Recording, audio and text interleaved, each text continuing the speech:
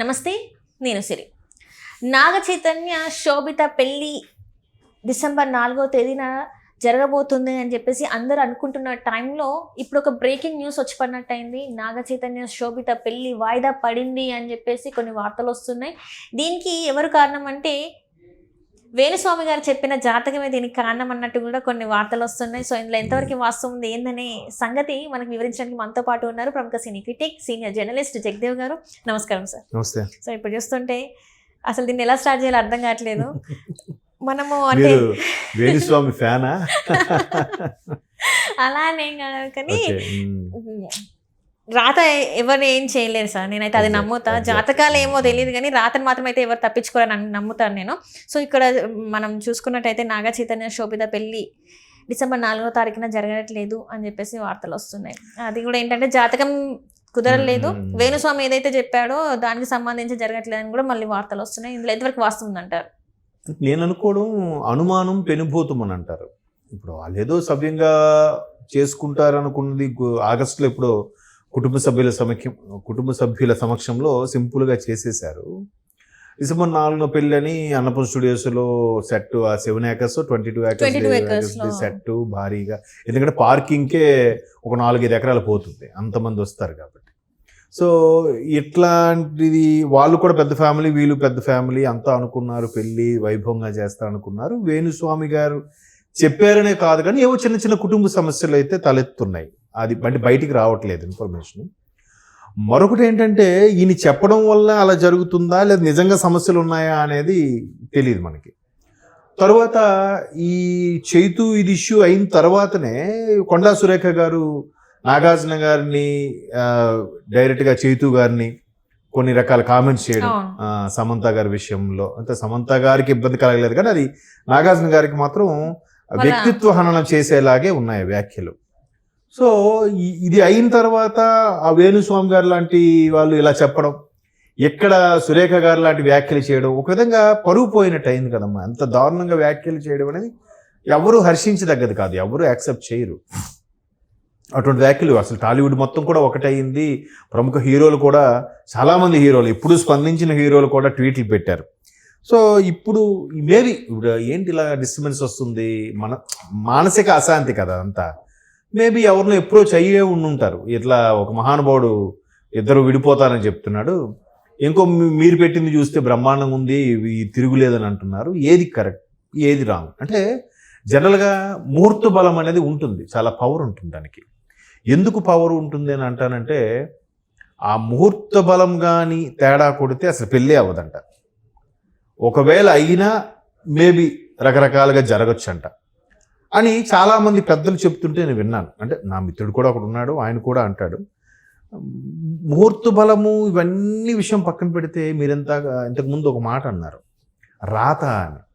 So అది దానికి కూడా నేను ఏకీభవిస్తాను. ఎందుకంటే ఇదంతా ఎవడు చెప్పాడు రా, మనుషులు మనం సరిగ్గా ఉండాలి, మానవులు ఇది ఉండాలి అని అంటారు.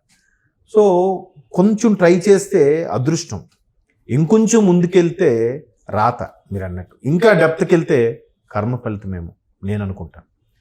కాబట్టి అవన్నీ యాంగిల్లో కూడా చూడగలిగితే ఇవన్నీ అర్థమవుతాయి. కొంతమంది నమ్ముతారు, కొంతమంది నమ్మరు. బట్ సినిమా వాళ్ళకి ఇట్లాంటి సెంటిమెంట్స్ ఎక్కువ, ఇండస్ట్రీకి చెందిన వాళ్ళకి. మనం సినిమాల్లో ఇవన్నీ చూపిస్తారు, ఇంకా పాష్, లేటెస్ట్ ట్రెండ్, లేటెస్ట్ మోడర్న్గా ఉన్న రోజుల్లో ఇంకా ఈ సైన్స్, చంద్రమండలానికి అంగారగ్రహ మీదకి వెళ్ళిపోతున్న వాళ్ళు ఇంకా ఇవన్నీ నమ్ముతున్నారేంటి, సైన్స్ నమ్మకుండా అనేవాళ్ళు ఉన్నారు. కానీ అవి సినిమాల్లో చూపించిన వరకు బాగానే ఉంటుంది, కానీ వాళ్ళే ఎక్కువ నమ్ముతారని బయట టాక్. ఎందుకంటే ఒక హీరోయిన్ తీసుకున్నారనుకోండి, ఆ హీరోయిన్ 2-3 సినిమాలు బుక్ చేస్తే ఒక సినిమా ఫ్లాప్ అయితే తర్వాత 2-3 సినిమాలు ఫ్లాప్ అయితే ఇంకా హీరోయిన్ తీసుకోరు, ఐరన్ లెగ్ అంటారు. అసలు తెలుగు ఇండస్ట్రీలో కాదు, ఇండియన్ ఇండస్ట్రీలో హీరో ఓరియంటెడ్ సినిమాలే మనకు ఎక్కువ. హీరో ఓరియంటెడ్ ఏమాత్రం కథనం ఉన్నా, డైరెక్టర్ టాలెంట్ ఉన్నా సినిమా ఎత్తుకెళ్ళిపోద్ది. హీరోయిన్తో సంబంధం లేదు, హీరోయిన్ కేవలం పాటల వరకే. ఇప్పుడు అలా ఉంది. మరి ఆమె ఐరన్ లెగ్ ఏంటండి? హీరోయిన్ అన్నారు. హీరోయిన్ ఐరన్ లెగ్ ఎట్లా అవుతుంది?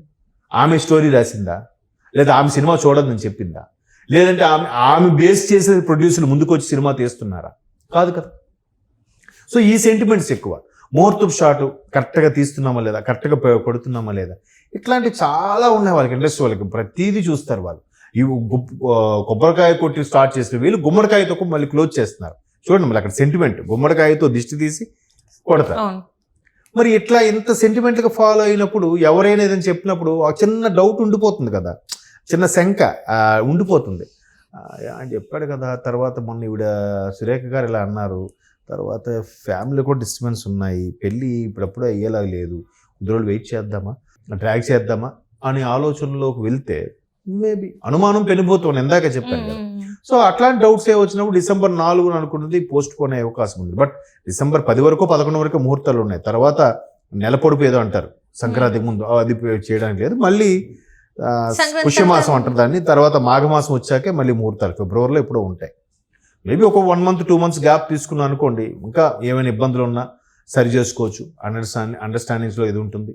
అది కాకుండా ప్రతిదానికి మనకి సవరణలు ఉంటాయి. సవరణలు ఇన్ ద సెన్స్ రెమెడీస్, అదే ఇంగ్లీష్లో రెమెడీస్ అంటారు, నేను సవరణలు అన్నాను.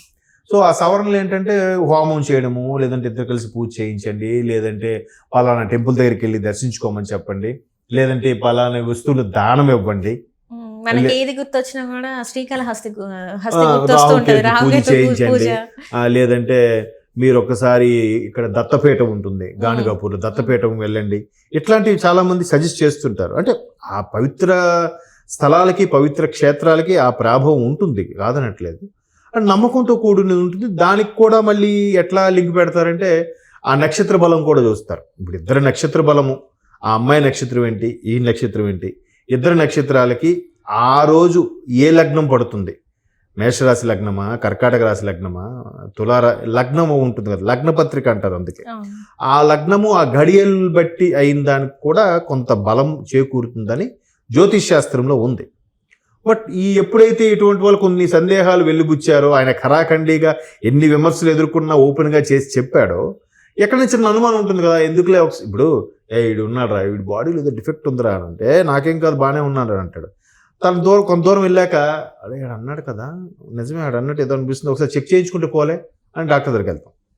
సో అట్లాగే ఇక్కడ కూడా వేణుస్వామి లాంటి వాళ్ళు అన్నారు కాబట్టి, ఎందుకు అన్నాడో తెలిసి అన్నాడో తెలియక అన్నాడో ఆయన ఒకసారి వేరే వాళ్ళకి చూపిస్తే, సెకండ్ ఒపీనియన్గా చూపిస్తే తప్పేముంది, చూపించుకుని. ఎందుకంటే పెళ్ళి అనేది 2 కుటుంబాలకు సంబంధించింది. ఇటు ఈ కుటుంబము అటు కుటుంబము అందరూ సఫర్ అవుతారు, ఇబ్బంది పడతారు.